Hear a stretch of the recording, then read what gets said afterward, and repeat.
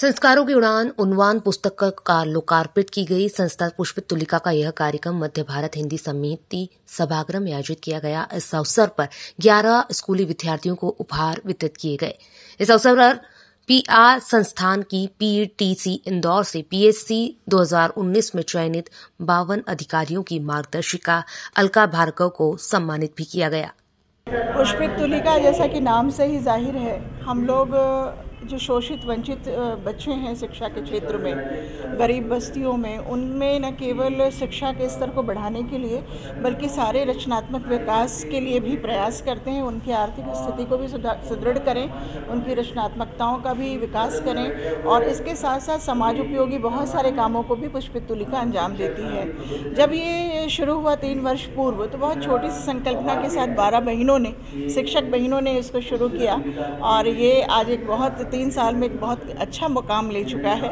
मैं यहाँ इस संस्था में मार्गदर्शक की भूमिका में हूँ, श्रीमती अलका भार्गव, और चूँकि ये एक निस्वार्थ सेवा का एक बड़ा महायज्ञ है, तो इसमें एक आहुति डालने की बड़ी खुशी होती है।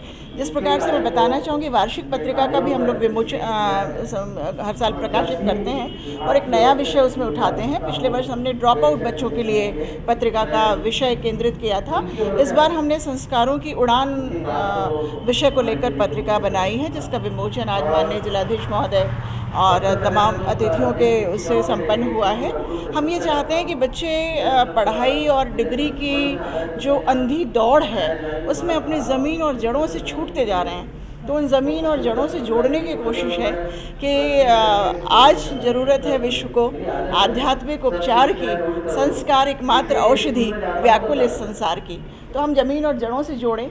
उनके साथ कुछ बच्चे जो विद्यालयीन बच्चे हैं, उनको उनके विद्यालय के लिए स्वेटर्स भी हम लोगों ने दिए, कुछ की स्टेशनरी की सामग्री देने की बात हुई है। और सबसे बड़ी बात ये है कि ये जो संस्था है विशुद्ध रूप से महिलाएं इसके साथ हैं, बाहर से किसी प्रकार का कोई मद नहीं है या इसमें हम आर्थिक सहयोग नहीं लेते हैं, स्वयं सेवा के भाव से, क्योंकि अंधकार में दीप जलाना सबके बस की बात नहीं, गिरे हुओं को गले लगाना सबके बस की बात नहीं, मन के मौन समंदर में जब ज्वार उठे पीड़ाएं पीकर मुस्काना सबके बस की बात नहीं।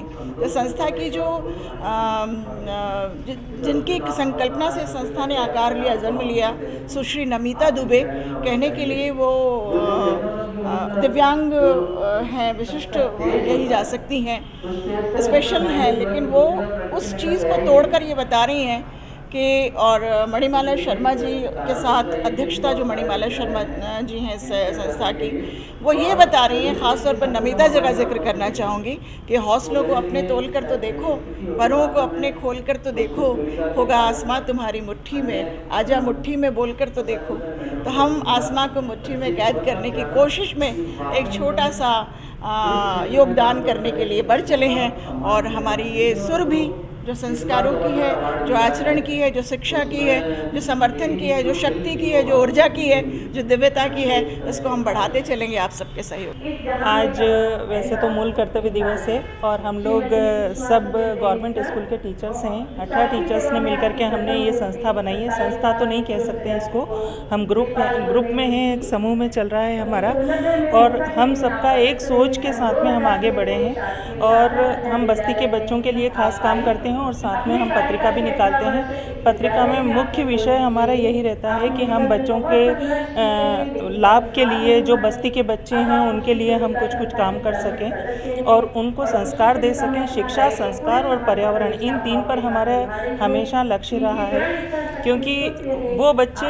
मज़दूरों के बच्चे होते हैं और ज़्यादातर मज़दूर अपने काम पर चले जाते हैं और उनको ये सब चीज़ें नहीं मिल पाती है। तो आज हम पुस्तक विमोचन करेंगे, उसके बाद में हम कुछ 2-3 बच्चों को सहायता के लिए, मतलब सहायता तो खैर क्या, एक सहयोग के रूप में हम कुछ उनको भेंट करना चाहते हैं। और उसके बाद में हम एक हमारे ही संस्था की एक शिक्षिका जो रिटायर्ड हुई हैं, उनके लिए हम विदाई समारोह कर रहे हैं। सर, शिक्षा नहीं मिल पाती है ये तो नहीं कह सकते हैं, क्योंकि आज के समय में बहुत ज़्यादा अवेयर हो गए हैं और स्कूल में भर्ती करना हमारा एक गवर्नमेंट टीचर्स का टारगेट हो गया है।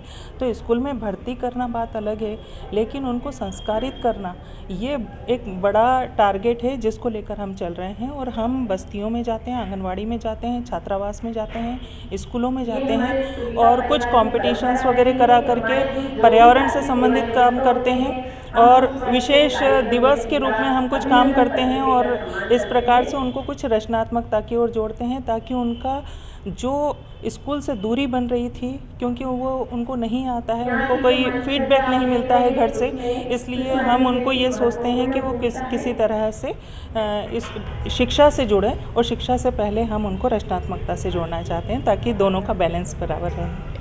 कितने लोगों की शिक्षकों की टीम मिलकर इस कार्य को पूरा कर रहे हैं? हम लोग 18 टीचर्स हैं और सभी गवर्नमेंट स्कूल के हैं। कुछ 3-4 टीचर्स हमारे रिटायर्ड हो गए हैं। हमारे संस्था में जुड़ने के लिए बहुत सारे लोग आतुर हैं, लेकिन हमें मेन समय चाहिए और हमारे ये सब शिक्षक साथी अपने स्कूल में भी पूरा साथ देते हैं, पूरा काम करते हैं और उसके बाद में हम बस्तियों में जाकर के जब उनके लिए कुछ काम करते हैं तो ये लोग हमारे साथ रहते हैं। आज हमें 2.5 वर्ष हो गया है, लेकिन हमारा काम बराबर चल रहा है और हम धीरे धीरे ही सही लेकिन आगे बढ़ रहे हैं।